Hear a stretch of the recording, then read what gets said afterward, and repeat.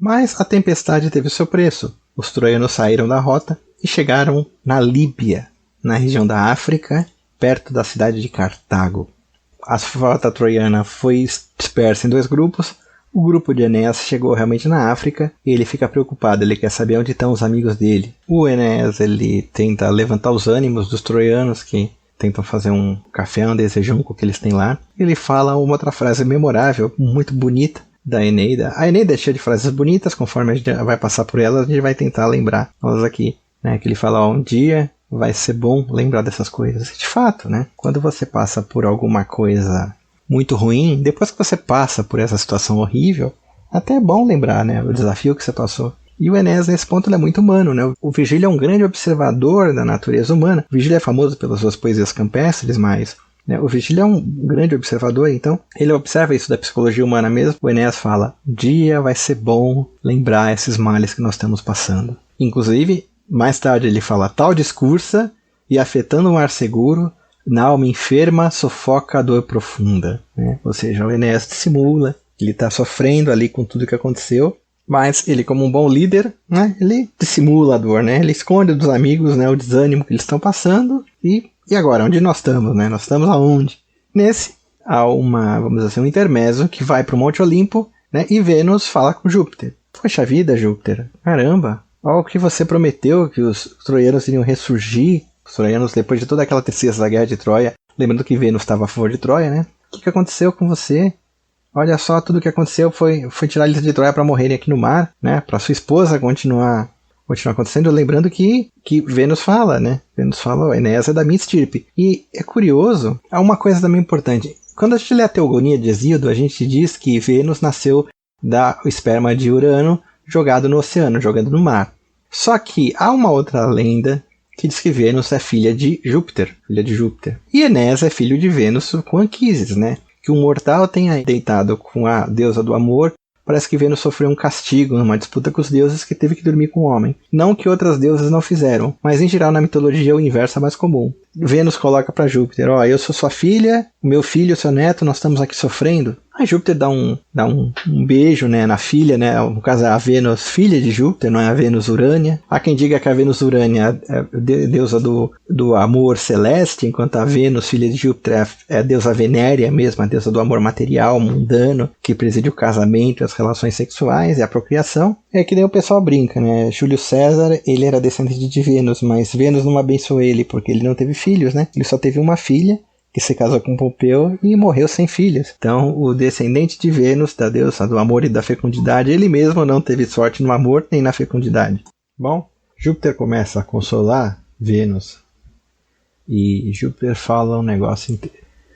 Assim, o pessoal sempre manda que o primeiro episódio tem que ser um negócio excepcional, fora de série. O Virgílio tenta fazer isso na Eneida, de fato. Ele tenta fazer na Eneida e ele coloca na boca de Júpiter um lance do futuro de Roma. Ele descreve pela boca de Júpiter o futuro de Roma. Então esse vai ser uma das muitos episódios em que o Virgílio coloca a coisa do futuro, né? Um prenúncio da história de Roma ele coloca ali no que ele fala para Vênus. Ele basicamente descreve a derrota dos rútulos para os troianos, ou seja, os troianos vão chegar na Itália, haverá uma guerra, mas eles vão vencer. Terceiro estio e os rútulos domados, Ascânio que hoje Iulo cognominam Iulo, enquanto em Florente Ilion se teve, cerrando os meses 30 largos giros, ad a sede Lavínia trantladada, Alba longa munir e abastecê-la. Os vectórios aqui 300 anos já reinarão. Ou seja, Iulo vai fundar Alba longa, porque a mãe dele vai governar Lavínio, que era a cidade realmente dos troianos e dos latinos, 300 anos. Aí tem um negócio interessante aqui. Por quê? Para os romanos se ligarem à Guerra de Troia, havia uma diferença, porque a Guerra de Troia aconteceu ali por volta do ano 1100, 1000 a.C. Até evidências do Império Hitita da invasão dos Aquília na Ásia Menor. E a fundação de Roma aconteceu no nosso querido ano 753 a.C., o ano 1 da fundação de Roma, evidentemente. E sobrou 300 anos. Então foi preenchido esse espaço com os reis de Alba Longa. 300 anos onde governar os Hectórios, para que finalmente venha a lenda de Rômulo e Remo e a fundação de Roma propriamente dita, o que Júpiter prevê.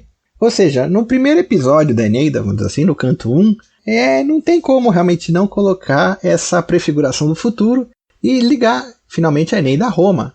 Porque fica um buraco, esses 300 anos pesam, porque frequentemente se fala dos troianos como os pré-romanos, mas dentre eles tem um pedacinho de Alba ali, né? E Júpiter faz a profecia da glória romana. Ele descreve Rômulo e Rêmulo e fala ainda que nem tempos nem metas aos de Roma sino, império dei sem fim, ou seja, eu não marco o fim do Império Romano, o Império Romano será eterno, será um império que vai durar para sempre. Infelizmente, essa é uma frase que não envelheceu bem. A gente sabe que no ano 476 depois de Cristo, né, cerca de 1100 anos depois da fundação de Roma, o Império Romano caiu. O Império Romano continuou por mais 1000 anos no Império Romano do Oriente, em que pese com alguma mudança, já que ele se separou da Igreja Romana, falar grego, não era essencialmente, vamos dizer assim, um romano puro no sentido ocidental, mas formalmente era o Império Romano, eles chamavam de Romanoi. Então, se você pensar no Império Bizantino, até 453. Mas ele fala, o Império Romano dei sem fim Júpiter, né? Tempo dei sem fim. E isso não envelheceu bem. Finalmente ele fala que Juno vai ficar de bem com os romanos e vai ser adorado em Roma. Juno fazia parte da tríade capitolina, né? Minerva, Júpiter e Juno. E ele profetiza também a tomada da Grécia por Roma, né? Ele fala que Argo senhora e agrilho arme cenas clara. Ou seja, ele profetiza a tomada da Grécia. A tomada da Grécia realmente aconteceu com a revolta da Liga Eólia e da Liga Aqueia contra Roma. Roma tinha libertado eles da Macedônia na primeira, segunda e terceira guerras macedônicas, mas os gregos se revoltam contra Roma, que tinha o protegido. Então Roma realmente invade a Grécia. 146 a.C., 146 a.C. derruba, arrasa Corinto e toma formalmente a Grécia como província, ainda que, por ironia do destino, se você contar com o Império Bizantino, a Grécia foi realmente quem levou a tocha do Império Romano até o fim. Então é uma coisa muito irônica, né? E finalmente Júpiter prevê a glória de César. César vai levar sua fama aos céus e terminará no Olimpo, né, sendo adorado pelos homens.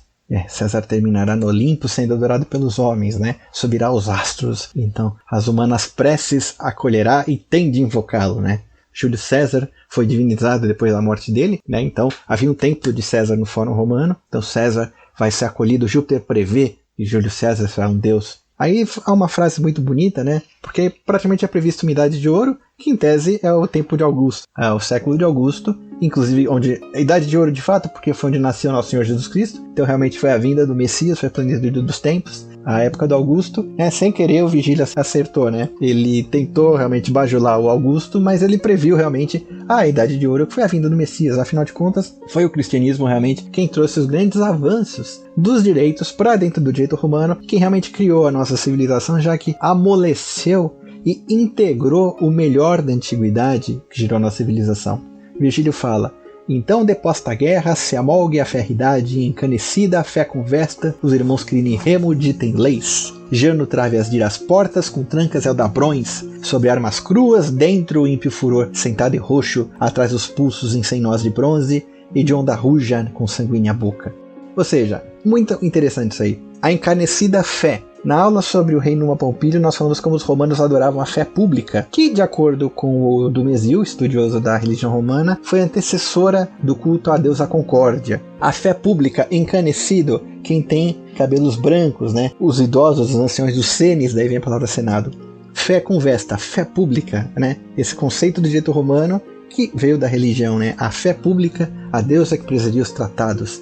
E fé privada também, né? Vesta, fogo sagrado, né? Vesta se confunde com os penates. Vesta, pela mitologia grega, é uma irmã de Júpiter, né? A deusa casta, que realmente é o lar do Estado.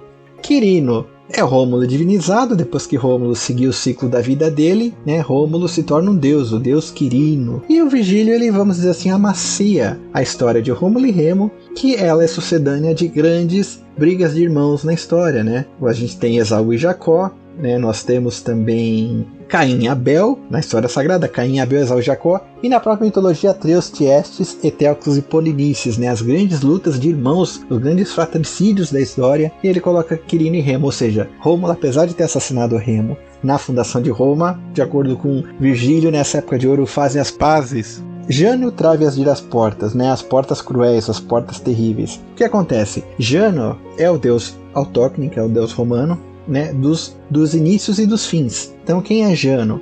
O templo de Jano em Roma Isso a gente vai ver na Eneida na frente, que ele cita o templo de Jano dos latinos. O templo de Jano era um templo que só abria as portas na época da guerra, ou seja, vivia aberto em Roma. Só 3 períodos da história de Roma o templo de Jano fechou. Um deles foi no fim da Primeira Guerra Púnica, na época de Augusto, né? Augusto fechou as portas do templo de Jano. Então, o templo de Jano vai ser fechado nessa Idade de Ouro, e o Furor, né, uma divindade alegórica, vai ficar acorrentado dentro do templo de Jano, o templo das entradas e das saídas, o deus do começo, das entradas e das saídas, e o Furor vai estar lá agrilhoado, acorrentado, boca cheia de sangue, preso e sem ter o que fazer, completamente impotente dentro do templo de Jano, porque será a Idade de Ouro, será a paz. Como foi dito, quem vai trazer a paz realmente estava nascendo na Judéia no ano 6, porque o calendário foi feito baseado em Cristo, mas tem um errinho. E isso ainda está por vir, né? Quando ele realmente voltar em glória. Infelizmente no mundo não há paz, não foi o Augusto que deu a paz, mas pelo menos o vídeo acertou que nessa época nasceria quem viria dar a paz ao mundo.